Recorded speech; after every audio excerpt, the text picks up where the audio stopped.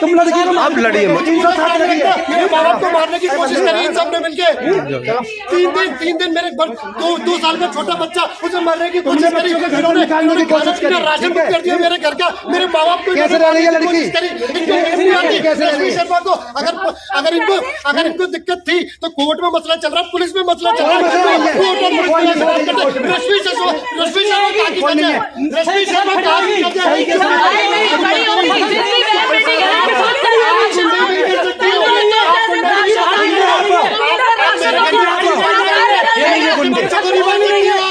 आप मेरे बच्चों को नहीं मार सकती हो। ये बीजेपी ने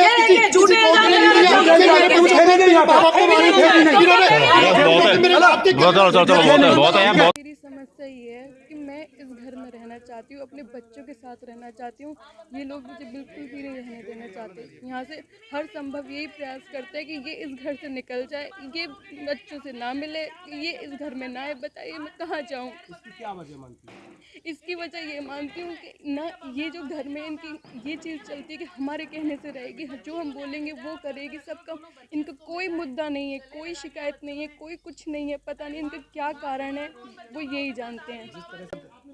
ये मेरे 2 बच्चों के माँ है। इसको बार बार घर से निकाला जा रहा है, बार बार घर से बाहर करा जा रहा है। एक बार मारपीट के ये दुष्यंत यहाँ से घर से भाग गए थे, तब हमें फ़ोन करा था। हम लोग आए थे तो इसको ले गए थे, थाने एमएलसी करवाई थी। 307 का केस था।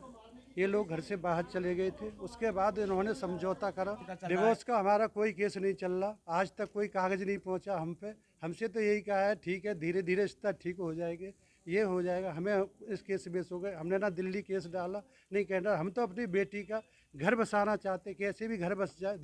ये पिछले दिनों आप देख रहे होंगे, लगातार मेरे वीडियो वायरल किए गए और मेरी ही फेसबुक से चीटिंग करके वीडियो लिए गए और उसको फोर्ज करके अलग तरीके से उसको दिखाने का प्रयास किया, जैसे 25 लाख की डिमांड, रेप की धमकी।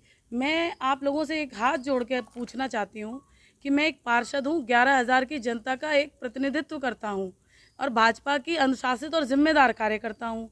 इस तरह की घटना करने पर संगठन मुझ पर क्या कार्रवाई कर सकता है, इसकी जानकारी मुझे है। लेकिन एक बच्ची के जीवन को बचाने का भी आदेश जो है वो मुझे संगठन से ही प्राप्त है, क्योंकि योगी जी कहीं ना कहीं संरक्षण कर रहे हैं बेटियों का। अगर बेटियों के साथ ऐसे दहेज लोभी राक्षस कहीं भी अत्याचार और अनाचार करेंगे तो मुझ जैसी संगठन की कार्यकर्ता बार बार ऐसे लोगों के दरवाजे पर बेटी के न्याय के लिए खटखटाएगी और जाएगी। देखिए, हुआ ये था, घटनाक्रम कुछ इस तरह था कि 2 दिन से हम इनके हाथ पैर जोड़ के इनको मना रहे थे कि आप समझौता कर लें, आप बच्ची को घर में रख लें, आप परिवार।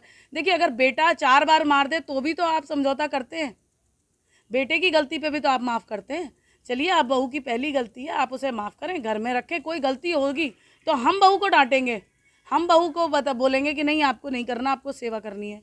लेकिन ये नहीं मानी। 3 दिन पैर छुए, पुलिस वालों ने भी बेचारों ने पैर छुए, लेकिन ये मानने को तैयार नहीं हुए। शाम की बात है, बच्चे अंदर से बिलख रहे थे, रो रहे थे, बुरी तरह चीखने की आवाज़ आ रही थी, जैसे उनको मारा पीटा जा रहा हो। तो मैंने इससे ये कहा, पुलिस वाली बहन जी से, मैंने कहा जब उनसे SHO साहब से कह दे ज़रा बच्चों को निकाल दें और बात करा दें। इनकी सास यहीं टहल रही थी, जो ये कह रही थी बंदी बना रखा है, सास यहाँ बाहर आराम से टहल रही थी। तो जैसे ही हमने कहा कि बच्चे से नहीं, बच्चों से नहीं मिलने देंगे। जो पीड़िता है नीतू, मैंने उसे दरवाजे पर बिठा दिया। मैंने कहा तू यहाँ बैठ।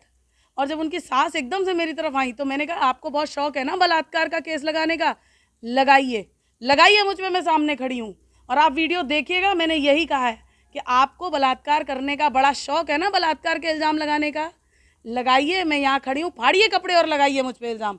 अगर इसके अलावा कोई और तथ्य निकलता है तो मैं राजनीति छोड़ दूँ।